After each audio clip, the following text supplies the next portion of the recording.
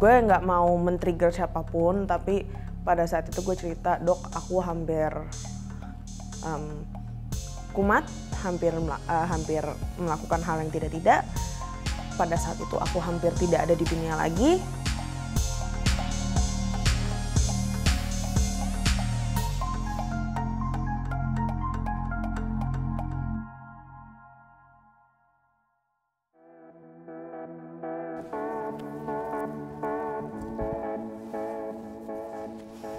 Halo, nama gue Saskia, umur gue 24 tahun, gue seorang fotografer dan di sini gue mau speak up tentang cerita gue sebagai seorang pengidap bipolar.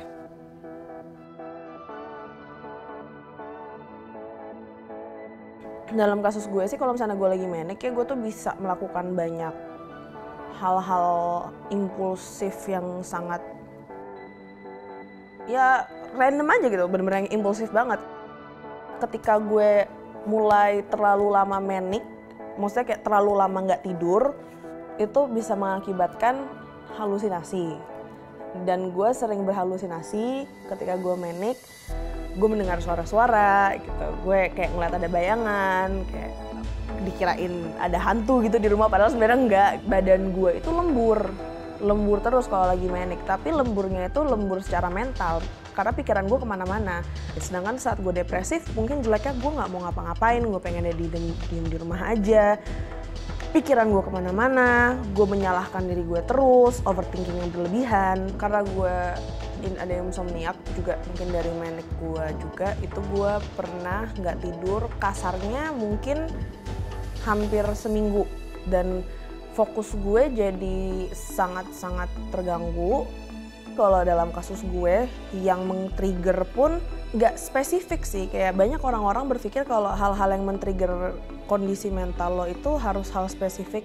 Kayak misalnya lo punya masalah sama mantan lo, atau lo punya masalah lo sama keluarga lo atau apa. Pokoknya harus lo ke-trigger gara-gara sama mantan lo atau gara-gara apa lo baru ke-trigger. Enggak gitu. Nggak sesimpel itu.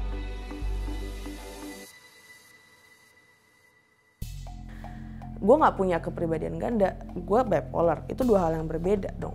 Orang yang punya bipolar itu pasti mood swingnya parah, tapi orang yang mood swing doang belum tentu mereka bipolar. Karena bisa aja lo depresi doang, atau anxiety doang, atau perempuan pun yang PMS itu dalam lagi masa haid dan lain-lain itu juga dapat mood swing. Nggak sesimpel lu ngomong gue pagi nangis, malamnya gue seneng, itu gue bipolar. Enggak, karena gue merasakannya nggak kayak gitu. Mental illness, mental health, it's something more than just being depressed and being sad and being anxious gitu. Banyak hal yang ada di spektrum dari mental health tersebut.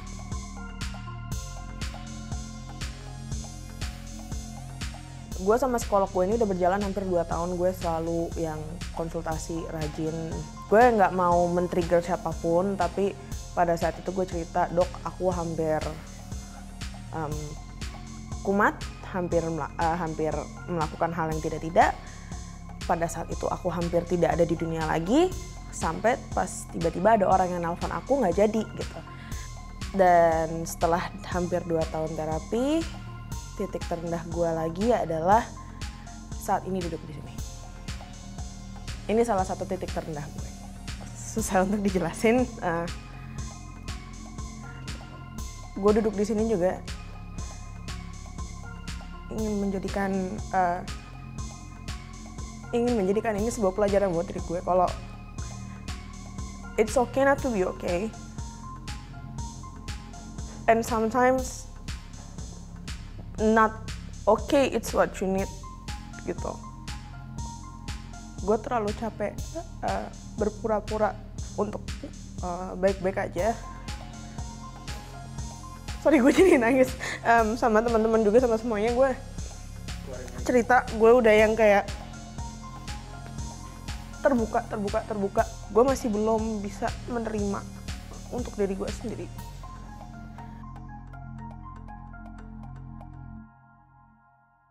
Yang membuat gue bisa coping dengan keadaan gue sekarang, salah satunya fotografi. Banyak hal sekarang yang sebenarnya jadi bikin gue lebih bisa coping tuh adalah ketemu sama teman-teman lama, teman-teman kampus lama yang bikin film kemarin bareng-bareng sama gue, itu jadi seneng lah karena gue merasa mereka mengapresiasi apa yang gue punya. Jadi kayak at least gue punya semacam kalau gue tidak punya kepercayaan kepada diri gue sendiri, at least gue masih punya a reason to live karena gue tahu orang-orang ini ngebutuhin gue. Meskipun gue lagi dalam sisi terendah gue, mereka bisa jadi salah satu pengingat juga sih.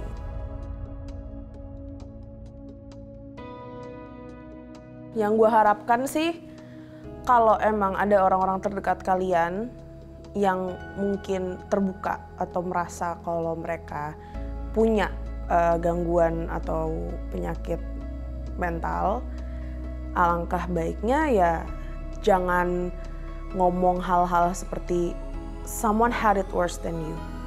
Karena menurut gue itu nggak usah lo kasih tahu, semua orang tahu.